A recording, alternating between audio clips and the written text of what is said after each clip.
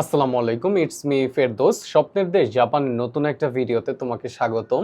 আজকের ভিডিওতে আমি কথা বলবো জাপানে যারা স্টুডেন্ট ভিসায় আসার পরে তাদের যে বাসা, এই বাসা ভাড়া আসলে কত টাকা, তোমার বাসার মধ্যে তুমি কি কি সুযোগ সুবিধা পাবে। তো প্রথমেই আমি এখন জাপানের যে বাসাতে আছি তোমাদেরকে জাস্ট এই বাসার বাইরের ভিউটা দেখাই, তারপরে ভিডিওতে আমি কথা বলবো আমার এই বাসার বর্তমানে কত টাকা ভাড়া দিতেছি আমি, এবং আমার বাসার মধ্যে কি কি সুযোগ সুবিধা দিতেছে। জাপানের অন্যান্য যে এলাকাগুলো আছে ওই সমস্ত এলাকাগুলোতেও ভাড়া কিরকম হয়ে থাকে এবং কি কি সুযোগ সুবিধা দেয়। চলো আমার বাসার বাইরের যে ভিউটা আছে এই ভিউটা তোমাদেরকে দেখাই। তো আমি এখন আছি হচ্ছে আমার যে বারান্দায়, রুমের হচ্ছে বারান্দার মধ্যে আমি দাঁড়ায় আছি। তো এইখান থেকে আমার বাসা হচ্ছে, আমার রুমটা হচ্ছে 5 তলাতে। এইখান থেকে এরকম একটা ভিউ দেখা যায়। তো দেখতেই পাইতেছো এইখানে মোটামুটি যতগুলা বিল্ডিং আছে সবগুলোর মধ্যে হচ্ছে আমার এই বিল্ডিংটা একটু মানে বড় আর কি। তোমার এটা মেবি 7 তলা না 8 তলা যেন। জাপানে সচরাচর হচ্ছে তোমার ছোট ছোট বাসা থাকে যারা হচ্ছে ফ্যামিলি বাসা, আর যেই বাসাগুলো হচ্ছে ভাড়া দেওয়া হয় ওইগুলো হচ্ছে এরকম হচ্ছে 7 তলা 8 তলা 10 তলা। জাপানে তো ভূমিকম্প অনেক হয়, এই জন্য জাপানে হচ্ছে গিয়া তোমার বড় বড় বিল্ডিং এগুলা খুব কম বানায়। আমার এখন আমি যেই শহরে আছি এই শহরের মধ্যে হচ্ছে উঁচু উঁচু বিল্ডিং খুব কম।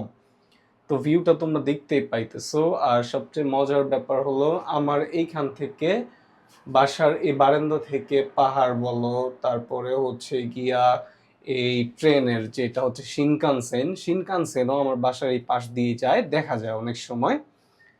সেটা হচ্ছে তোমার বেশি দূরে না, এখান থেকে কাছেই।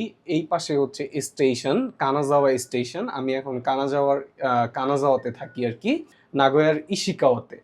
আমার বাসার আশেপাশের ভিউটা তো তোমরা দেখলা, অবশ্যই কমেন্ট বক্সে জানাবা যে আমার বাসার আশেপাশের ভিউটা তোমাদের কেমন লাগলো এটা তোমরা জানাবা অবশ্যই। তারপরে আসি হচ্ছে জাপানের স্টুডেন্ট ভিসায় আসলে তোমার কত টাকা আর কি বাসা ভাড়া পে করতে হয়। তো আমরা যারা স্টুডেন্ট আছি তাদের সর্বনিম্ন বাসা ভাড়া হচ্ছে গিয়া, যদি তোমার গাক্কু থেকে তোমাকে বাসা দেয়, তুমি যেই গাক্কুতে পড়াশোনা করতে আসবা সেই ক্ষেত্রে তোমার বাসা ভাড়া হবে 25 থেকে 35 হাজার টাকার মধ্যে। তো আমি এখন যে বাসায় আছি এই বাসাতে হচ্ছে 28 হাজার টাকা বাসা ভাড়া, এবং এর সাথে হচ্ছে আমাকে পানি বিল, গ্যাস বিল, বিদ্যুৎ বিল এগুলো সব আলাদাভাবে পে করতে হয়। তো অ্যাভারেজে 35 হাজার টাকার মতো বাসা ভাড়াতেই চলে যায়। অ্যান্ড যারা হচ্ছে নিজেদের বাসা নিয়ে থাকে মোটামুটি তাদের ক্ষেত্রে হচ্ছে গিয়া তোমার 20 হাজার টাকার মতো খরচ হয়। আদার্স হচ্ছে টোটাল মিলায় আর কি 25 হাজার টাকার মতো এরকম আর কি খরচ হয়। আর বাসার মধ্যে হচ্ছে বাসার যে মালিকরা থাকে অথবা তোমার কাক্কু বাসার মধ্যে কি কি সুযোগ সুবিধা দিবে। তো তোমার হচ্ছে গিয়া জাপানে বেড খুব কম থাকে, খুব কম বাসাতেই থাকে, তবে কিছু কিছু বাসার মধ্যে থাকে। তো আমার বাসাতে হচ্ছে বেড নাই, আমি হচ্ছে নিচেই ঘুমাই। সেক্ষেত্রে হচ্ছে গিয়ে নিচে ঘুমানোর জন্য ভালো ব্যবস্থা আছে।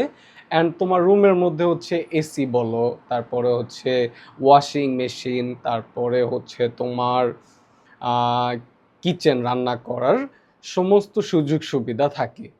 অ্যান্ড জাপানে তো প্রচুর পরিমাণে ঠান্ডা পড়ে, ঠান্ডার সময় বরফ পড়ে, আমার সিটিতে বরফও পড়ে, এই জন্য তোমার পানি হচ্ছে গরম করার জন্য হিটারও থাকে। তো এই হচ্ছে বাসার সুযোগ সুবিধা আমি যেগুলো বললাম। তো জাপানের মধ্যে আবার যে তোমাকে যদি গাক্কো থেকে বাসা ভাড়া করে দেওয়া হয় সেক্ষেত্রে তোমার হচ্ছে গিয়া তোমার 28 থেকে 35 হাজার টাকার মতো খরচ হবে। আর যদি মনে করো যে তুমি নিজে নিজে বাসা নিবা সেক্ষেত্রে তোমার 20 থেকে 25 হাজার টাকা হচ্ছে খরচ হবে।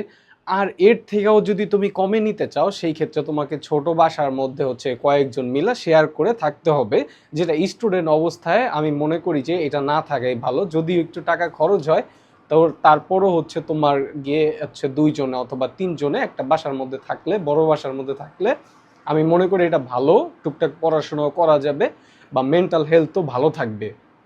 জাপান সম্পর্কে জানতে অবশ্যই তোমরা আমার সাথেই থাকো, আমার ইউটিউব চ্যানেলটা অবশ্যই সাবস্ক্রাইব করে দিবে, আর ভিডিওটা যদি ভালো লাগে অবশ্যই লাইক করে দিবে। ধন্যবাদ।